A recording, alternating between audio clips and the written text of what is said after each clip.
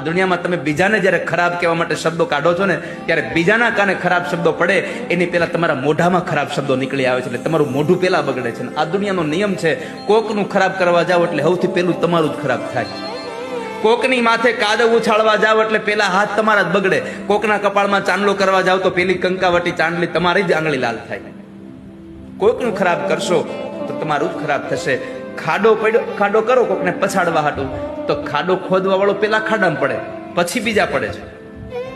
એટલે આ સંસારમાં ક્યારેય કોઈનું ખરાબ ન કરીએ, આવી ભાવના રાખીએ. ક્યારેય કોઈને ખરાબ વચનો ન કહીએ, ક્યારેય કોઈના ખરાબ શબ્દો ન કહીએ.